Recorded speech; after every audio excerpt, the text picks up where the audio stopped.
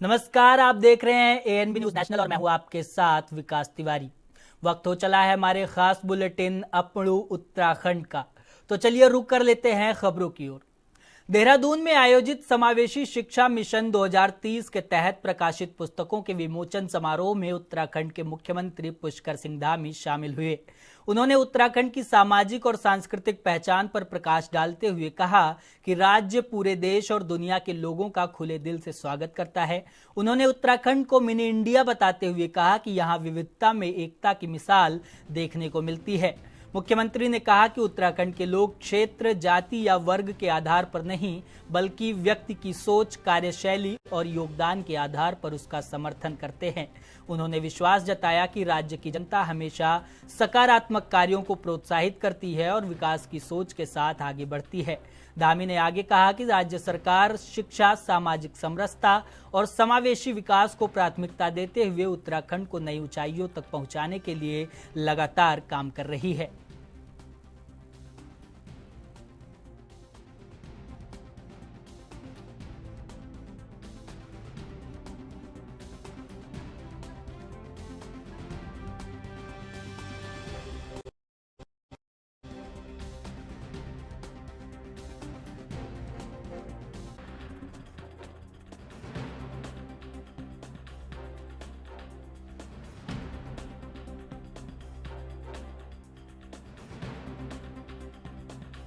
बड़ी सेवा कोई नहीं हो सकती है।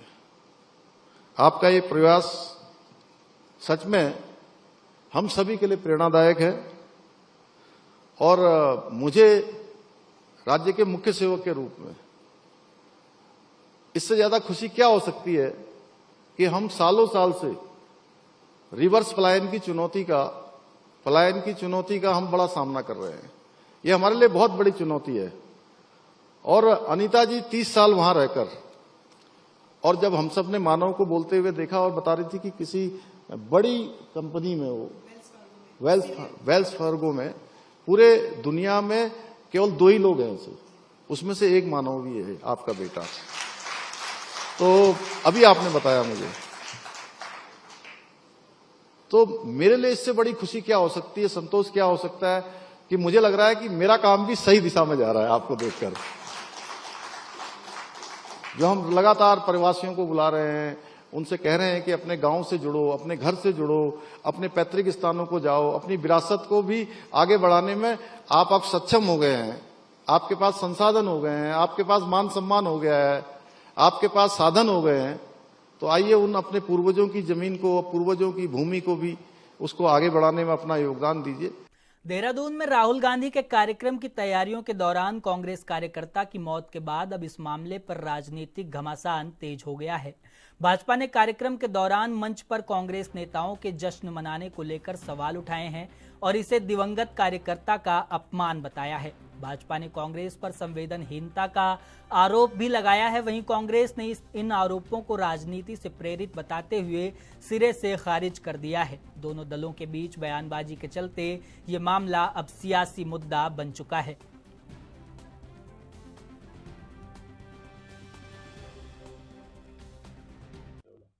देखिए, निश्चित रूप से वो अपने कार्यक्रम में चाहे नाचे चाहे गाए, वो उनका लोकतांत्रिक अधिकार है जो वो कर रहे हैं। लेकिन समझने योग्य बात ये है कि शोक के समय संवेदना नहीं, श्रद्धांजलि मान है। और अपनों के मरने पर जश्न मनाए, ये कैसा सम्मान है। एक दिन पूर्व अभी उन्हीं के एक कार्यकर्ता की इतनी दर्दनाक मृत्यु उसी पंडाल में होती है और उसी कार्यक्रम की व्यवस्था के दौरान होती है। उसके बावजूद जिस प्रकार से वहां पर इनके प्रदेश अध्यक्ष से लेकर विधायक से लेकर सभी लोग नाच कर रहे हैं, उससे साफ तौर पर यह प्रतीत होता है कि ये अपने कार्यकर्ताओं के ही सगे नहीं है और कोई भी किसी भी प्रकार की इनके अंदर संवेदनशीलता रही नहीं गई है। भारतीय जनता पार्टी नहीं बोल रही है, ये भारतीय जनता पार्टी की बौखलाहट बोल रही है, क्योंकि सरकार ने साम दाम दंड भेद सारे लगा लिए, लेकिन राहुल जी के कार्यक्रम में जो भीड़ उमड़ी है, युवाओं का जो भीड़ उमड़ा है, वो देख करके शायद भारतीय जनता पार्टी के नेता अपने आप को काबू नहीं कर पा रहे हैं और बौखलाते नजर आ रहे हैं। यही वजह है कि आप इस तरीके की बातें कर रहे हो। जिस कार्यकर्ता की आप बात कर रहे हैं, वो कार्यकर्ता भी हमारे यही चाहते थे कि जो छात्रों की आवाज़ है वो छात्रों की आवाज़ जो है राहुल जी तक पहुँचे, राहुल जी जो है छात्रों के लिए आगे काम करें जिससे कि उनका जो भविष्य है वो अंधकार में ना जाए। तो आप ये मत कहिए कि जो है कांग्रेस क्या कर रही है, कांग्रेस असंवेदनशील है। आप ये बताइए कि आपकी संवेदना कहाँ गई जब इस प्रदेश की बेटी रिया थापा ने आत्महत्या की और मुख्यमंत्री से लेकर किसी भी नेता ने एक श्रद्धांजलि तक अर्पित नहीं की। ये खुद उनके पिता मंच से आकर के जो है बोल के गए हैं। तो ये बड़ी शर्म की बात है और मुझे लगता है कि लोकतंत्र की खूबसूरती यही है कि विपक्ष का मजबूत होना जरूरी है और विपक्ष जब सवाल उठाता है तो उन सवालों को सत्ता पक्ष में बैठे लोगों को सुनना चाहिए, ना कि क्रिटिसाइज करना चाहिए। अब हमारे नेतागण अपने नेता राहुल गांधी जी को देख के खुश होकर के अगर मंच पे उनके आवाज के नारे लगा रहे, इससे भी भाजपा को दिक्कत है। हरिद्वार की राजनीति में एक बड़ा घटनाक्रम सामने आया है, जहां वरिष्ठ गुर्जर नेता प्रमोद खारी ने भाजपा से इस्तीफा दे दिया है। करीब 4 साल पहले भाजपा में शामिल हुए प्रमोद खारी ने अपने इस्तीफे में अधिकारियों की तानाशाही और पार्टी में समाज की उपेक्षा का आरोप लगाया है। उन्होंने कहा कि सरकार में आम जनता की समस्याओं की सुनवाई नहीं हो रही है और अधिकारियों पर नियंत्रण नहीं है। प्रमोद खारी ने जल्द ही समर्थकों के साथ बैठक कर आगे की रणनीति तय करने की बात कही है। इसी बीच उनके कांग्रेस में वापसी की चर्चाएं भी तेज हो गई हैं।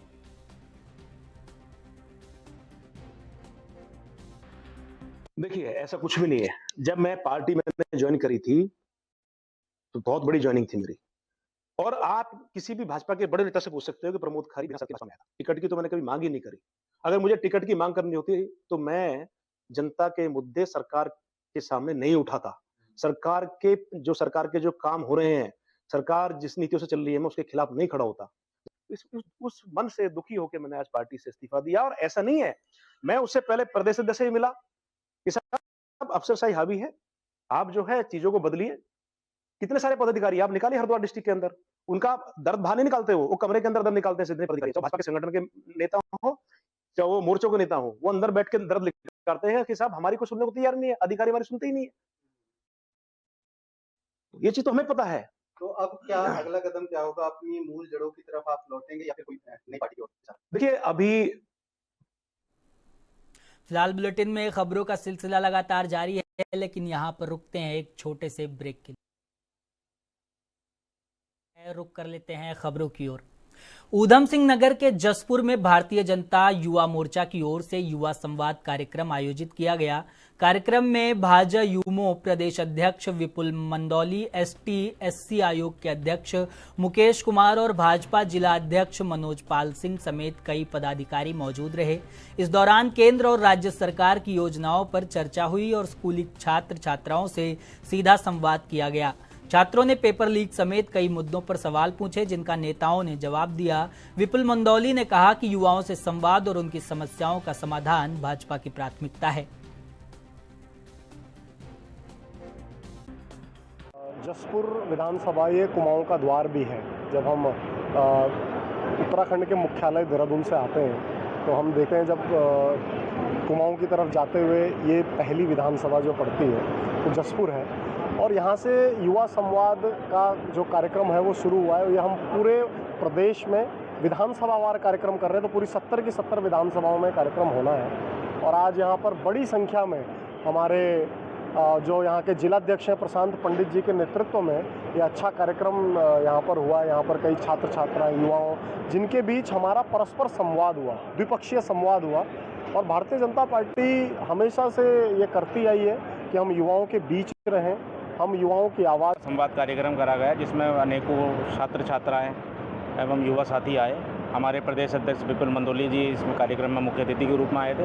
हम तीनों मंडल प्रभारी हैं यहाँ के, जसपुर, महुआ डावरा और भरतपुर मेघावाला के। तीनों ने बहुत अच्छे से संख्या की व्यवस्था, मंच और हर कार्यक्रम की जितनी भी महत्वपूर्ण कार्यक्रम की चीज़ें थी सबको अच्छे चालू रूप से सुनियोजित कर कार्यक्रम को सफल बनाने का काम किया है। और अधिक से अधिक युवाओं के बीच में युवा मोर्चा कैसे पहुंचे, इस चीज़ को हमने माध्यम बनाया। बाकी हमारे प्रभारी अपने कार्यकर्ता को गढ़ने का काम करती है और उसी का कारण है कि हमारे यहाँ सर्व समाज के लोग, अंतिम छोर में बैठे हुए लोग और जिन लोगों की पारिवारिक स्थितियां भी विपरीत हो, ऐसे परिवारों से लोग निकल कर आकर आज हमारे देश का, हमारे प्रदेश का नेतृत्व कर रहे हैं। और ऐसा संगठन केवल हमारा ही संगठन है जहां सामान्य परिवारों के लोग निकलकर नेतृत्व करते हैं। इसी प्रकार से आज भारतीय जनता पार्टी उत्तराखंड ने अपने भारतीय जनता पार्टी युवा मोर्चा के नेतृत्व में युवा संवाद करने का निर्णय लिया था और इस निर्णय को आगे बढ़ाते हुए अपने युवा मोर्चा के सम्मानित हमारे प्रदेश अध्यक्ष भाई विपुल मेंदोली जी ने इसकी राहुल गांधी के छात्रों की गूंज कार्यक्रम के बाद उत्तराखंड की राजनीति में युवाओं को लेकर सियासी बयानबाजी तेज हो गई है। कांग्रेस कार्यक्रम में उमड़ी भीड़ को युवाओं का समर्थन बता रही है, जबकि भाजपा ने इस दावे को खारिज कर दिया है। भाजपा प्रदेश महामंत्री कुंदन परिहार ने कहा कि उत्तराखंड का युवा मुख्यमंत्री पुष्कर सिंह धामी के नेतृत्व पर पूरा भरोसा करता है। उन्होंने दावा किया कि धामी सरकार ने युवाओं के लिए पारदर्शी भर्ती प्रक्रिया, रोजगार, स्वरोजगार, खेल और सैनिक सम्मान से जुड़ी कई महत्वपूर्ण योजनाएं लागू की हैं। परिहार के अनुसार मुख्यमंत्री ने युवाओं की समस्याओं को गंभीरता से सुनकर उनके समाधान के लिए लगातार काम किया है। उन्होंने कांग्रेस पर भ्रम फैलाने का आरोप लगाते हुए कहा कि प्रदेश का युवा और आम जनता विकास की राजनीति के साथ खड़ी है और भाजपा की नीतियों और नेतृत्व पर अपना विश्वास लगातार जता रही है। देखिए, आज उत्तराखंड में जो हमारे युवा मुख्यमंत्री हैं आदरणीय पुष्कर सिंह धामी जी, उन्होंने युवाओं के हित के लिए अनेक योजनाएं बनाई हैं और जहां कहीं युवाओं को संशय हुआ है वहीं स्वयं वो वहां पर जाकर के उनकी समस्याओं का निस्तारण करने का प्रयास भी उन्होंने किया है। आज उत्तराखंड का युवा मुख्यमंत्री पुष्कर सिंह धामी जी के साथ में है। इन युवाओं को कोई बरगला नहीं सकता है। राहुल गांधी लाख कोशिश कर ले, यहाँ का उनका कांग्रेस के नेतृत्व कुछ भी कर ले, यहाँ की देवभूमि की जनता और देवभूमि का युवा मुख्यमंत्री पुष्कर सिंह धामी और नई टिहरी में आयोजित जनपद स्तरीय आपदा जोखिम न्यूनीकरण कार्यशाला में आपदा प्रबंधन एवं पुनर्वास मंत्री मदन कौशिक ने आपदा से पहले तैयारी और प्रशिक्षण को सबसे प्रभावी सुरक्षा कवच बताया। उन्होंने कहा कि किसी भी प्राकृतिक आपदा से होने वाले नुकसान को कम करने के लिए समय पर प्रशिक्षण, जागरूकता और त्वरित प्रतिक्रिया बेहद जरूरी है। मुख्यमंत्री पुष्कर सिंह धामी के नेतृत्व में राज्य सरकार आपदा प्रबंधन प्रणाली को और मजबूत बनाने और रिस्पांस टाइम कम करने के लिए लगातार काम कर रही है। कार्यशाला में आधुनिक तकनीक, मॉक ड्रिल, प्रशिक्षण और जन जागरूकता पर विशेषज्ञों ने विस्तृत जानकारी दी। वहीं जिलाधिकारी नितिका खंडेलवाल ने बताया कि मानसून सीजन को देखते हुए संवेदनशील क्षेत्रों में मशीनें, एसडीआरएफ की टीमें और आवश्यक संसाधन पहले से तैनात कर दिए हैं ताकि किसी भी आपात स्थिति में तुरंत राहत और बचाव कार्य शुरू किया जा सके। ऐसी संभावना रहती है और राज्य में अलग प्रकार की भी व्यवस्था रहती है। जी हम कहेंगे तो हरिद्वार जैसी जगह में 3-4 करोड़ कांवड़िया आएंगे, वो भी एक अलग से व्यवस्था रहती है। अगर हम कहेंगे 4 धाम यात्रा हमारी इस प्रकार की है, तो हम इन सबको ध्यान में रखते हुए जो हमारा डिपार्टमेंट है, जो आपदा प्रबंधन की दृष्टि से हमने सारे काम किए। आज यह 1 दिवसीय कार्यशाला टिहरी में आयोजित हो रही है, लेकिन ये हम 13 जनपदों में कर रहे हैं।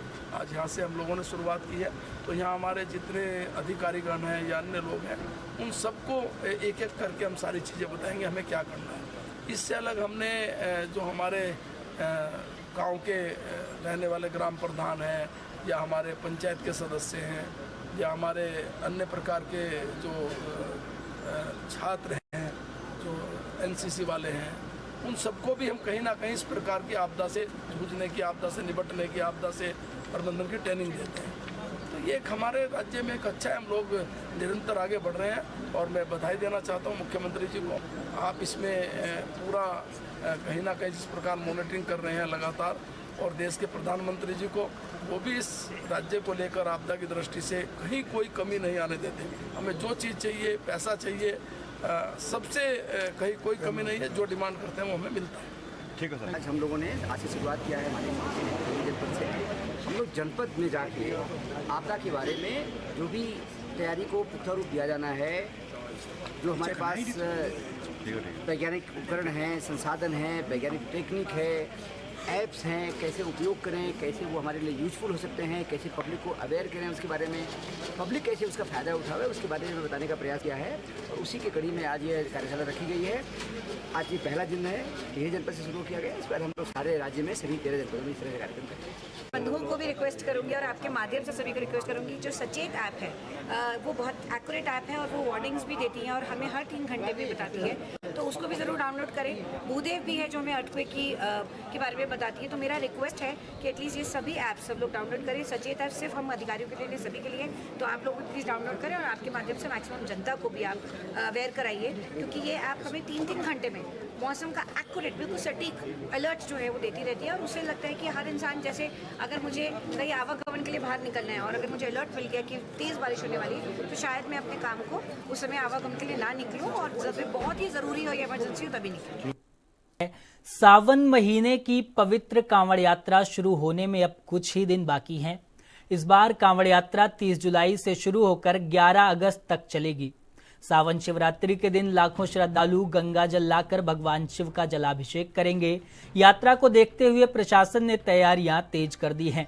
कांवड़ पटरी को दुरुस्त करने के साथ बिजली, पानी और शौचालय जैसी सुविधाओं की व्यवस्था की जा रही है। जिलाधिकारी ने 25 जुलाई तक सभी तैयारियां पूरी करने के निर्देश दिए हैं। वहीं पुलिस प्रशासन ने भी सुरक्षा व्यवस्था को लेकर एक विशेष प्लान तैयार कर लिया है।